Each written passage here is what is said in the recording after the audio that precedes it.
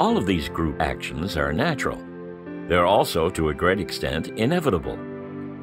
Mackerel, it seems, cannot choose to take a solitary swim. Geese will not decide to fly in a circular formation. Bees cannot desert the hive to live alone. As in nature, people also live in groups. Families are a good example of this.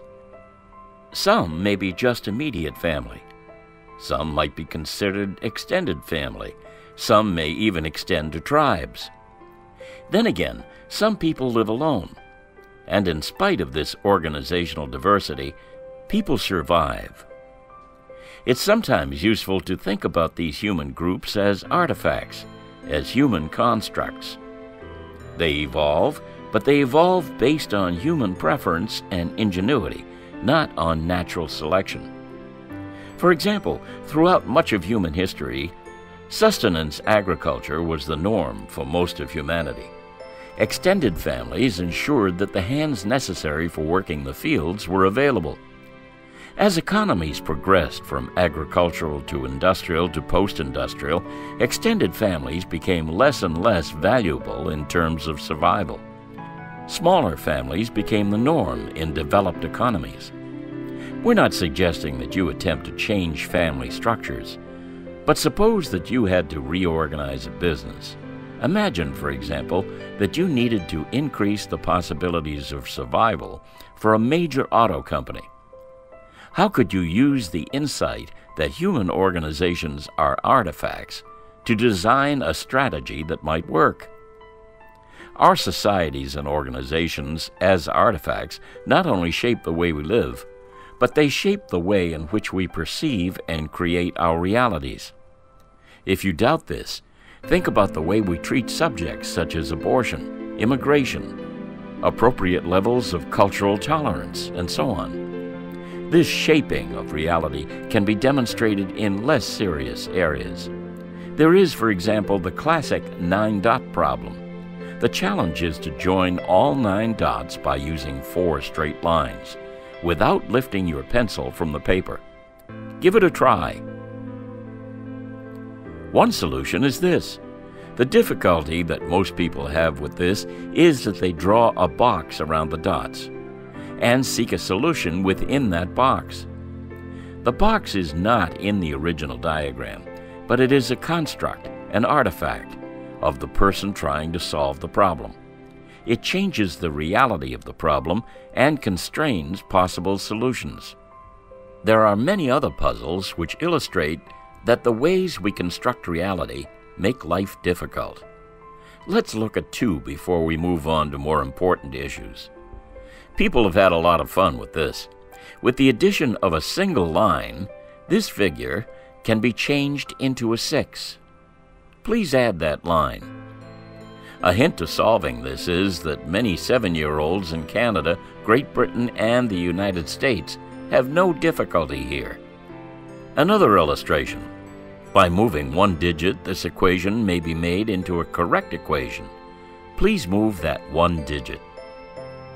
With both of these, the difficulties are not in the problem itself, but in the ways that people construct both the problem and the possibilities of their answers.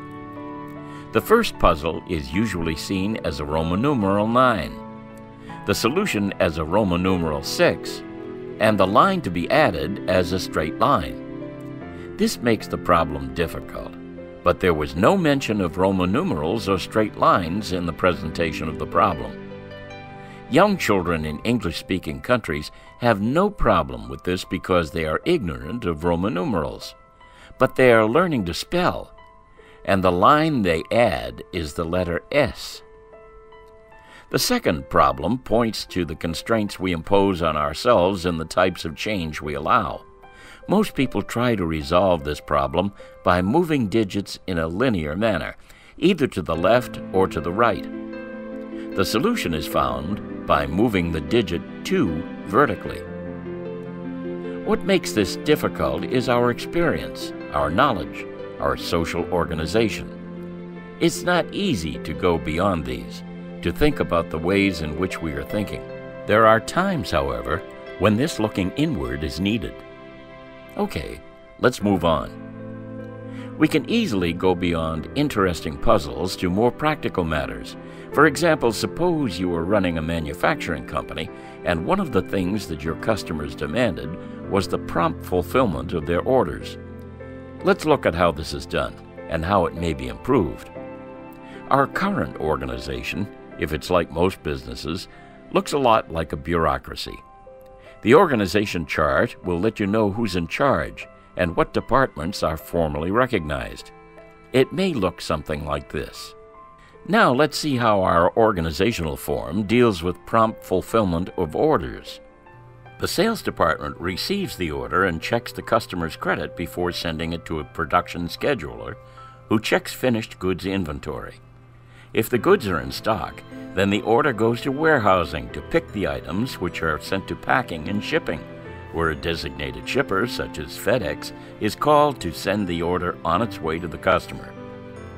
The shipping copy of the order goes to accounting to generate a customer invoice and records the eventual payment of the invoice to close the cycle. If the order items were not in finished inventory, the workflow would change to look like this. The scheduler would request production to manufacture the needed items. If parts or components needed to be ordered from outside suppliers, then purchasing would negotiate the price and delivery, which would be plugged into the production schedule. If this sounds like trying to solve the 6 puzzle with Roman numerals and straight lines, then we're making progress in understanding how the ways we construct our organizations impact our realities. Suppose we realized that we need to fill orders quickly and accurately, and we came to recognize that bureaucracies made this difficult. What is to stop us from designing and creating an order fulfillment team? It could look something like this. Why don't more companies organize themselves in this way? We have to recognize that what makes this difficult is our experience, our knowledge, our social organization. It's not easy to go beyond these, to think about ways in which we are thinking. There are times, however, when this looking inward is needed.